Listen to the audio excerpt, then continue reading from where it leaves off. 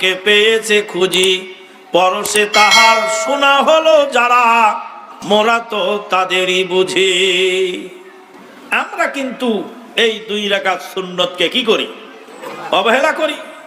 অনেক সময় উজু রাখেই না, সালাতের টাইমে উজুর জন্য দৌড়ায়।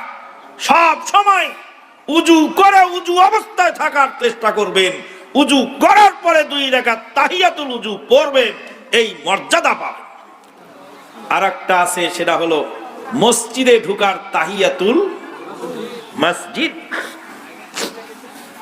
বান্দা পড়তে চায় কিন্তু মোল্লা বাধা দেয়। আল্লাহ অর্ডার দেয় কিন্তু মোল্লা বাধা দেয়, লিখে দেয় লাল বাতি জ্বলাকালীন সময়ে মসজিদে কোনো সুন্নাত পড়িবেন না। বলছি, তুই মসজিদে লাল বাতি জ্বালিয়েছিস, তোর কবরে লাল বাতি জ্বলবে ইনশাআল্লাহ। লাল বাতি বন্ধ করে দাও। মসজিদে লাল বাতি জ্বালানোর অধিকার তোমাকে ইসলাম দেয় নাই। আল্লাহ নবী সাল্লাল্লাহু আলাইহি ওয়াসাল্লাম বলেন, সহিহ মুসলিমের হাদিস শুনুন, সহিহ মুসলিম শরীফের হাদিস শুনুন। আল্লাহ নবী সাল্লাল্লাহু আলাইহি ওয়াসাল্লাম বলেন, মান নামা আনিস সালাতে আও নাসিয়াহা, যে ব্যক্তি সালাত থেকে ঘুমিয়ে রইল অথবা ভুলে গেল, ফাল ইউসাল্লিহা ইজাস্তায়কাত, যখন জাগ্রত হবে তখনই তার টাইম। ঘুমন্ত ব্যক্তি ঘুম থেকে উঠছে, উঠে যখন দেখছে যে বেলা উঠে ওঠে ভাব, তড়িৎ গতিতে উজু করে সালাত আদায় করবে। আল্লাহর নবী সাল্লাল্লাহু আলাইহি ওয়াসাল্লাম অন্য হাদিসে বলেন, মান আদরাকা রাকাতাম মিনাল ফাজরি ক্বাবলা আন তাতলুয়া শামস। সহিহ মুসলিমের হাদিসে আল্লাহর নবী বলেন, যেই ব্যক্তি বেলা ওঠার আগে 1 রাকাত ফজরের ফরজ পড়ল, দ্বিতীয় রাকাত পড়তে পড়তে তার বেলা উঠে গেল, সে ব্যক্তি ফজর পেল, যেহেতু সে ঘুমন্ত ছিল। ঘুমন্ত ব্যক্তির মা গেছিলাম হজে। প্রথম হজ হলো আমাদের 93 সালে। 93 সালে হজ করতে গিয়ে সেই মিনার চাটিয়াল ময়দানে শুয়ে রইলাম। পার্শ্বে এক মুফতি এসে খুব বকওয়াস শুরু করে দিল। আমি তো ঘুমিয়েছিলাম, মাথা ব্যথা, ভাবলাম যে মুফতিকে একটু মেডিসিন না দিলে হবে না। তো উঠলাম, মুফতি সাহেব বলছেন যে তোমরা হজের কুরবানি করবা একটা করে, আর একটা কি করবা, আর একটা দামুল জাবার দম দেয় কুরবানিতে। হজে গিয়ে ভুল ভ্রান্তি হলে কি দিতে হয়, ওটাকে বলা হয় দামুল জাবার, ক্ষতিপূরণের দাম। যেমন সালাতে সহসেজদা ভুল হলে, হজে ভুল হলে কি দিতে হয়, দম দিতে হয়। যদি ওয়াজিব ছুটে যায় দম দিতে হয়, সুন্নত ছুটে গেলে প্রবলেম নাই, হজ হয়ে যাবে নাকি কমবে, কিন্তু ওয়াজিব ছুটে গেলে দম দেওয়া লাগবে। আর যদি রোকন ছুটে যায় তাহলে দম সমে কাজ হবে না, হজ রোকন পুনরায় আদায় করতে হবে। আদায় করার সুযোগ না পেলে পরের বছর দুবারা হজ করতে হবে, হজ হবে না। এবার মুফতি সাহেব বলছেন দম দিতে হবে। তা আমি ঘুম থেকে উঠে বললাম যে বাবা, দম দিতে হবে কেন, ভুল তো হয়নি। কয় অজান্তে কত ভুল হয়, কাজে একটু দম দিয়ে দাও, ভালো সতর্কতামূলক। তা আমি বললাম, তাহলে আপনি প্রত্যেক সালাতের পরে 2টা করে সহসেজদা দেবেন। কয় ভুল হয়নি, সহসেজদা দেবো কেন? বলে মনের অজান্তে তো কিছু ভুল হতেও পারে। তখন মুফতি সাহেব কয়, মিয়া সালাত আদায় করি জাগ্রত অবস্থায়, ভুল হলে টের পাওয়া যায়, কিন্তু ইহরাম পরে আমরা যে ঘুমাই, ঘুমন্ত অবস্থায় যদি মাথা ঢেকে ফেলি, ইহরাম অবস্থায় মাথা ঢাকা হালাল না হারাম? ইহরাম অবস্থায় মাথা ঢাকা যাবে? যাবে না। মাথা খোলা রাখতে হবে পুরুষদের জন্য, মহিলারা অবশ্যই মাথা ঢাকবেন। মহিলাদের হাতের তালু, পায়ের তালু আর মুখমণ্ডল খোলা থাকবে। ইহরাম অবস্থায় মহিলাদের হাতের তালু, পায়ের তালু আর মুখমণ্ডল খোলা থাকবে। পরপুরুষ আসলে অন্য কোন জিনিস দিয়ে মুখ আড়াল করতে পারবে, কিন্তু মুখ ঢাকনি দিয়ে ঢাকা যাবে না। মুখের সাথে লেগে থাকে এরকম কোন পর্দা মুখে দেওয়া যাবে না। ইন্দোনেশিয়ার মহিলারা ওই যে বারান্দালা টুপি আছে না, সাহেবি টুপি, ওই টুপি মাথায় দিয়ে ওর উপর দিয়ে ঝুলায় দেয়, যাতে ঝুলে থাকেন মুখে না লাগে। মুখের উপর ঝুলন্ত কোনো পর্দা চলবে। বলছে যে আমি তো ইহরাম অবস্থায় আমি শুয়েছিলাম, হঠাৎ করে মনের ভুলে ঘুমন্ত অবস্থায় ল্যাপ টেনে মাথায় দিয়ে মাথা ঢেকে ফেলেছি, তাহলে হজের ক্ষতি হয়ে যায়। মাহজুরাতুল ইহরামের একটা অংশ তো আমার ভিতরে এসে। আমি বললাম, মুফতি সাহেব, তোমাকে আগে 100টা বেয়াত মেরে তারপরে তোমাকে পাথর ছুঁড়ে রজম করতে হবে, কারণ বিয়ের আগে স্বপ্ন যোগে যত আকাম কুকাম করেছো সেই জন্য পাথর মেরে তোমাকে খুন করতে হবে। কয় স্বপ্ন দোষ হয়ে যে সব আকাম কুকাম আমরা করছি, ওরা তো ঘুমের মধ্যে অনিচ্ছায়, কাজে ওটার শাস্তি হবে না। তাইলে ঘুমের মধ্যে যদি স্বপ্ন দোষ হয়ে মানুষ আকাম কুকাম করে, তার যদি শাস্তি না হয়, তো ঘুমন্ত অবস্থায় তুমি ইহরামের কাপড় টেনে নিয়ে মাথা ঢেকেছিলে, সেই জন্য দম দিতে বলেছে কে তোমাকে বলো? মুফতি তো লাজবাব, লাজবাব কোনো কথা নেই। আল্লাহর নবী সাল্লাল্লাহু আলাইহি সাল্লাম বললেন, যেই লোকটা ঘুমিয়েছিল, ঘুমের কারণে উঠতে পারে নাই, এবার ঘুম থেকে উঠে তাকে বেলা উঠা উঠা ভাব, তড়িৎ গতিতে ওযু করলো, 1 রাকাত পড়লো, আর 1 রাকাত পড়ার আগেই বেলা উঠে গেল, আল্লাহর নবী বলেন সে ফজর পেয়ে গেল। আল্লাহ ছাড় দিয়েছে, কিন্তু মোল্লা ছাড় দিতে রাজি নয়। মোল্লা লাল বাতি জ্বালায় মসজিদে, বলছে লাল বাতি জ্বলাকালীন সময়ে সালাত পড়া হারাম। বন্ধুগণ, বেয়াদবি মাফ করবেন, মিষ্টি ওয়াদের দিন চলে গেছে। গোটা জাতির হয়েছে ডায়াবেটিসের রোগ। যত মিষ্টি খাবেন তত ক্ষতি হবে, যত তিতা খাবেন তত ডায়াবেটিস কমবে। কোরআন জানবেন না, হাদিস জানবেন না, কোরআন মানবেন না, হাদিস মানবেন না, মানার চেষ্টাও করবেন না। বাপ দাদা যা করেছে চোখ কান বন্ধ করে মানবেন, ও দিয়ে ধর্ম চলে না। নবী সাল্লাল্লাহু আলাইহি সাল্লাম বেলালকে বলেন, বেলাল, ও বেলাল, তুমি কি আমল করো গো? জান্নাতের মধ্যে ঢুকার সঙ্গে সঙ্গে তোমার জুতার আওয়াজ শুনতে পেলাম।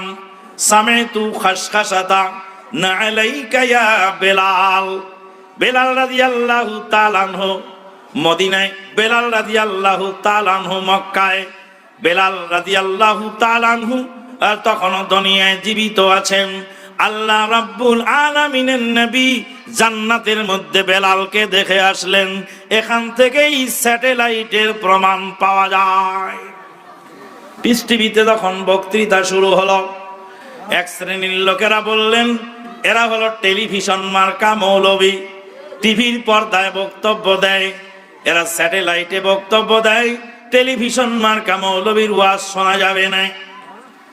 স্যাটেলাইট কে তৈরি করেছেন? কথা বলেন, স্যাটেলাইট কে তৈরি করেছেন? স্যাটেলাইট মানুষ তৈরি করেন নাই, স্যাটেলাইট সর্বপ্রথম আল্লাহ তৈরি করেছেন। আল্লাহ রাব্বুল আলামিন স্যাটেলাইট চালু করেছেন। আল্লাহর নবী মেরাজ থেকে ঘোরার পরে মক্কার কাফেরদেরকে বললেন, আমি রাত্রি বেলায় রাত্রি যোগে বাইতুল মাকদেসে গেলাম গো। বাইতুল মাকদেস থেকে আমি 7 আসমান ভ্রমণ করিয়া জান্নাত জাহান্নাম পরিদর্শন করি, আবার ওই রাতে দ্রুত গতিতে আবার ফিরে চলে এসেছি। মক্কার কাফেররা বলে, ও মুহাম্মদ, এতদিন এক ধরনের গপ মেরেছ, আজকে এই গপ তুমি কিভাবে বলো? তোমার এই গপ আমরা বিশ্বাস করলাম না। মক্কার কাফেররা আল্লাহর নবীর মেরাজকে অস্বীকার করার পরে তারা চ্যালেঞ্জ করে বলল, ও নবী শোনো, তুমি বাইতুল মাকদেসে গেছো, বাইতুল মাকদেসে যেতে দ্রুতগামী উট নিয়ে, দ্রুতগামী ঘোড়া নিয়ে 2 মাস লাগে সময়। 1 রাতের মধ্যে বাইতুল মাকদেস ঘুরে এসেছ, জান্নাত দেখেছ, জাহান্নাম দেখেছ, তোমার কথা বিশ্বাস করো না নবী, যতক্ষণ পর্যন্ত বাইতুল মাকদেসের কতটি দরজা জানালা আর কতটি খুঁটি আছে না বলতে পারবে। কালকে সকালে যদি আমাকে জিজ্ঞেস করা হয়, আকালুর মাহফিলে এই কি বলে লাইট কয়টা ছিল মাদানি তুমি কত, আমি কি লাইট গুনতে আসছি নাকি খুঁটি গুনতে আসছি? আল্লাহর নবী চিন্তিত হলেন। বাইতুল মাকদেসের রাতের অন্ধকারে, মেরাজের রাত্রিতে সেখানে গিয়ে সালাত আদায় করলাম। বাইতুল মাকদেসের জানালা দরজা তো গুনি নেই। আবার আল্লাহ বলেন, নবী গো, চিন্তা করো না, আমার কুদরতি স্যাটেলাইট ক্যামেরা বাইতুল মাকদেসের উপর মেরে দিচ্ছি।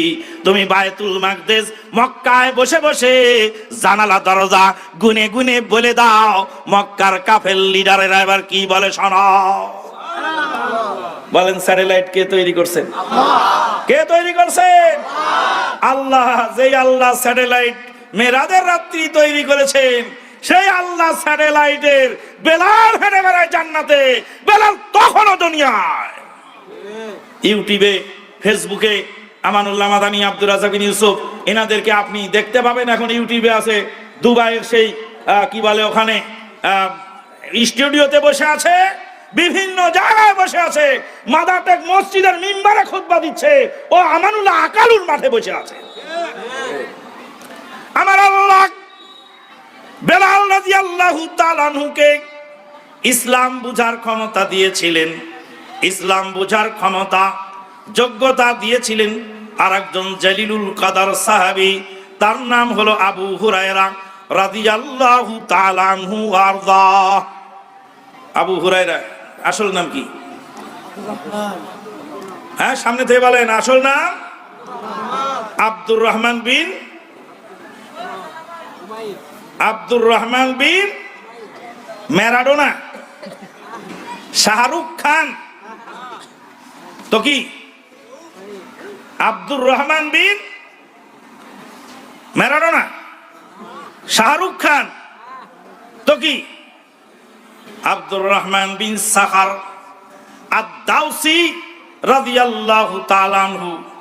আবু হুরায়রা আল্লাহর নবীর সাহাবী আবু হুরায়রা রাদিয়াল্লাহু তাআলা আনহু বলেন, জগৎবাসী শুনে নাও, মদিনার অলি গলি বেহুশ হয়ে পড়ে যেতাম ক্ষুধার তাড়নায়, আমি বেহুশ হয়ে মদিনার অলিতে গলিতে পড়ে যেতাম, কিন্তু লোকেরা বুঝতে পারতেন না, মৃগীর রোগী মনে করে আমার মাথায় পানি ঢালতেন। আমি আবু হুরায়রা ক্ষুধার তাড়নায় মদিনার অলিতে গলিতে বেহুশ হয়ে পড়ে যেতাম, মদিনার বাসিন্দারা জানতে পেত না। এই হাদিস থেকে তিনটি জিনিস জানা গেল। এক নম্বর জিনিস জানা গেল, সাহাবায়ে কেরামগণ গরিব মানুষ ছিলেন বেশি, সাহাবীদের পয়সা করি খুব বেশি ছিল না, সাহাবীরা গরিব মানুষ ছিলেন বেশি। এক নম্বর জানা গেল। দুই নম্বর জানা গেল, তাদের অভাবের কথা মানুষের কাছে তারা প্রকাশ করতেন না। যদি প্রকাশ করতেন তাহলে মৃগীর রোগী মনে করতেন না। অভাবের কথা ভিতরে চাপা পড়ে আছে, মানুষ জানে না। হাদিস থেকে তিন নাম্বার বোঝা গেল, আল্লাহর নবী সাহাবীগণ গায়েব জানতেন না। গায়েব জানলে আবু হুরায়রা বেহুশ হয়েছেন ক্ষুধার তাড়নায়, তাহলে তারা বুঝতে পেতেন, মৃগীর রোগী মনে করে পানি ঢালতেন না।